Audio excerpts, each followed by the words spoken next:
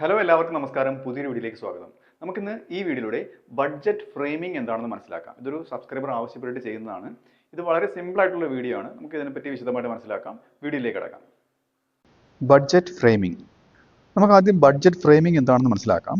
Budget framing refers to the process by which a government prepares and presents its budget for a financial year എന്നാണ്. ഒരു വർഷത്തേക്ക് വേണ്ടിയിട്ട് ഒരു government ഒരു ബഡ്ജറ്റിനെ prepare ചെയ്യുകയും അത് പ്രസന്റ് ചെയ്യുകയും ചെയ്യുന്ന ആ ഒരു പ്രോസസ്സിനെയാണ് എന്ന് പറയുന്നത് ബഡ്ജറ്റ് ഫ്രെയിമിംഗ് എന്നാണ്. അപ്പോൾ ഒരു ഗവൺമെന്റിനെ സംബന്ധിച്ചിടത്തോളം ഒരുപാട് അടുത്ത വർഷം നേരിടാൻ പോണ ചിലവുകൾ ഉണ്ടാവും. ആ ചിലവുകളൊക്കെ ഏതൊക്കെ മേഖലകളിൽ ചിലവാക്കണം? പ്രൈമറി സെക്ടറിൽ ചിലവാക്കണോ? ടെറിഷറി സെക്ടറിൽ കൂടുതൽ ചിലവാക്കണോ? അപ്പോൾ ഏത് സെക്ടറിൽ ചിലവാക്കണം? അപ്പം എഡ്യൂക്കേഷന് വേണ്ടി ഫണ്ട് മാറ്റിവെക്കാൻ ഉണ്ടെങ്കിൽ എത്ര മാറ്റിവെക്കണം? ഇങ്ങനെയുള്ള ആ ഒരു ബഡ്ജറ്റിന്റെ പ്ലാനിങ് അത് പ്ലാൻ ചെയ്യുകയും പ്രിപ്പയർ ചെയ്യുകയും പ്രസന്റ് ചെയ്യുകയും ചെയ്യുന്ന ആ ഒരു ഫൈനാൻഷ്യൽ ചെയ്യുന്ന ആ ഒരു പ്രവൃത്തിയാണ് ബഡ്ജറ്റ് ഫ്രെയിമിംഗ് എന്ന് പറയുന്നത്. ഇനി നമുക്ക് ഇതിന്റെ മീനിങ് മനസ്സിലാക്കാം. Budget framing is the stage where the government plans it income. എപ്പോഴാണ് ഗവൺമെന്റ് അതിന്റെ വരുമാനം, ഇപ്പോൾ ടാക്സ് റവന്യൂവിൽ നിന്നും നോൺ ടാക്സ് റവന്യൂവിൽ നിന്നും ബോറോയിങ്ങിൽ നിന്നും ഒക്കെ, ബോറോയിങ് മറ്റ് രാജ്യത്തു നിന്നോ IMF-ൽ നിന്നോ ഒക്കെ ബോറോ ചെയ്യുന്ന പല രീതിയിൽ ഒരു ഗവൺമെന്റ് വരുമാനം ലഭിക്കുന്നുണ്ട്. ഈ വരുമാനം, അതിന്റെ ഇൻകം, അത് മാത്രമല്ല അതിൽ നിന്ന് മീറ്റ് ചെയ്യുന്ന എക്സ്പെൻഡിച്ചർ, ഇതൊക്കെ ഇപ്പോൾ ഈ ബഡ്ജറ്റിന് മുമ്പ് ഒന്ന് പ്ലാൻ ചെയ്തെടുക്കുന്ന ആ സ്റ്റേജ് ആണിത്. Before the budget is officially presented in the ലെജിസ്ലേച്ചറിൽ പ്രസന്റ് ചെയ്യുന്നതിന് മുമ്പുള്ള ആ ഒരു പ്രോസസ്സാണ് ഇതിൽ വരുന്നത്. ഇനി നമുക്ക് ബഡ്ജറ്റ് ഫ്രെയിമിങ്ങുമായിട്ട് ബന്ധപ്പെട്ടുള്ള അതിന്റെ കീ സ്റ്റെപ്സ് നോക്കാം. Key steps in budget framing. അതിൽ ആദ്യത്തേത് എസ്റ്റിമേഷൻ ഓഫ് റവന്യൂ ആണ്. ഒരു ഗവൺമെന്റ് റവന്യൂ എസ്റ്റിമേറ്റ് ചെയ്യുന്നതിന്, എത്ര റവന്യൂ ലഭിച്ചു എന്ന് എസ്റ്റിമേറ്റ് ചെയ്യുന്നതാണ്. അത് എങ്ങനെയാണ്? ഗവൺമെന്റ് എസ്റ്റിമേറ്റ്സ് ഇൻകം ഫ്രം ടാക്സിൽ നിന്ന് കിട്ടുന്ന വരുമാനം, അതായത് income tax, GST, customs duty, ഇങ്ങനെയുള്ള ഒരുപാട് ടാക്സ് ഇൻകം ഉണ്ട്. അപ്പോൾ ഇതെല്ലാം എസ്റ്റിമേറ്റ് ചെയ്യും. അടുത്തത് also estimates non tax revenue. അതായത് നോൺ ടാക്സ് റവന്യൂ എന്തൊക്കെയാണ്? ഇപ്പം fees, finds, penalty, dividend, government എന്തെങ്കിലും നിക്ഷേപം നടത്തിയിട്ടുണ്ടെങ്കിൽ അതിൽ നിന്ന് കിട്ടുന്ന ഡിവിഡൻഡുകൾ, ഇങ്ങനെ ഒരുപാട് നോൺ ടാക്സ് റവന്യൂവും കിട്ടുന്നുണ്ട്. അപ്പോൾ ഈ tax and non tax revenue എന്ത് ചെയ്യുന്നത്? എസ്റ്റിമേറ്റ് ചെയ്യുന്നതാണ് ആദ്യത്തെ സ്റ്റെപ്പ് എന്ന് പറയുന്നത്. അടുത്ത സ്റ്റെപ്പ് എന്ന് പറയുന്നത് എസ്റ്റിമേഷൻ ഓഫ് എക്സ്പെൻഡിച്ചർ ആണ്. എത്ര ചിലവുകളുണ്ട് എന്ന് എസ്റ്റിമേറ്റ് ചെയ്യുന്നത്. ഇപ്പം എന്താണ്, ഡെവലപ്മെന്റൽ എക്സ്പെൻഡിച്ചറും ഉണ്ട്, നോൺ ഡെവലപ്മെന്റ് എക്സ്പെൻഡിച്ചറും ഉണ്ട്. ഇപ്പം ആദ്യത്തേത് ministries submit their spending requirements includes. അത് ഏതൊക്കെയാണ് അവരുടെ റിക്വയർമെന്റ് വരുന്നത്? ഡെവലപ്മെന്റ് എക്സ്പെൻഡിച്ചർ, എഡ്യൂക്കേഷന് വേണ്ടിയിട്ടും ഹെൽത്തിന് വേണ്ടിയിട്ടും ഇൻഫ്രാസ്ട്രക്ചറിന് വേണ്ടിയിട്ടൊക്കെ പണം ചിലവഴിച്ചു കഴിഞ്ഞാൽ അത് ഡെവലപ്മെന്റൽ ആയിട്ടുള്ള ഒരു എക്സ്പെൻഡിച്ചർ ആണ്.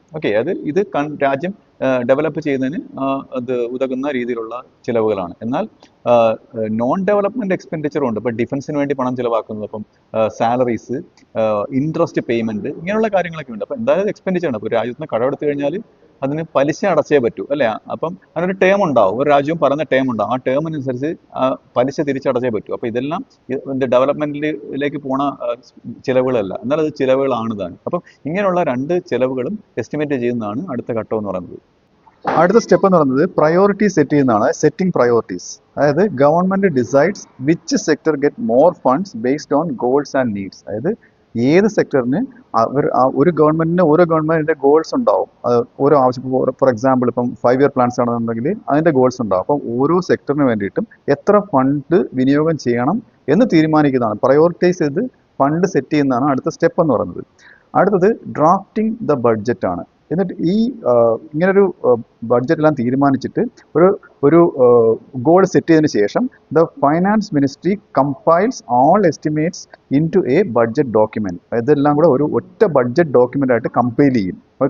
എന്നിട്ട് ഇതിനൊരു അപ്രൂവൽ കിട്ടണം. Approval by the cabinet approve ചെയ്താൽ മാത്രമേ ഇത്രയും ഫണ്ട് അതിനുവേണ്ടി വിനിയോഗിക്കാൻ പറ്റത്തുള്ളൂ.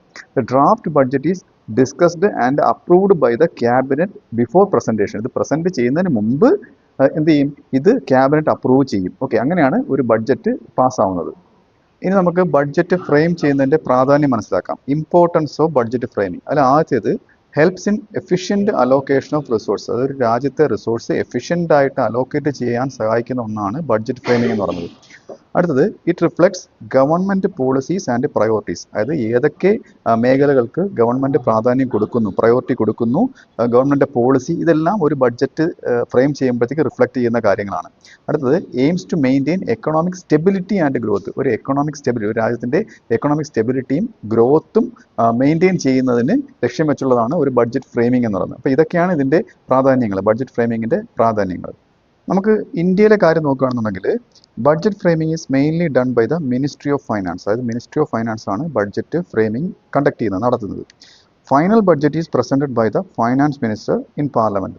അതായത് ഫൈനൽ ഇത് ഫ്രെയിം ചെയ്തതിന് ശേഷം പാർലമെന്റിൽ ഫൈനാൻസ് മിനിസ്റ്റർ, നമ്മുടെ ഫൈനാൻസ് മിനിസ്റ്റർ നിർമ്മല സീതാരാമൻ ആണ് ഇത് പാർലമെന്റിൽ പ്രസന്റ് ചെയ്യുന്നത്. എല്ലാ വർഷവും ഫെബ്രുവരി 1-ാം തീയതിയാണ് ഈ ബഡ്ജറ്റ് പാർലമെന്റിൽ പ്രസന്റ് ചെയ്യുന്നത്. അപ്പോൾ ഈ വീഡിയോ നിങ്ങൾക്ക് മനസ്സിലായെന്ന് വിശ്വസിക്കുന്നു. അടുത്ത വീഡിയോയിലൂടെ മറ്റൊരു വിഷയമായി വീണ്ടും കാണാം.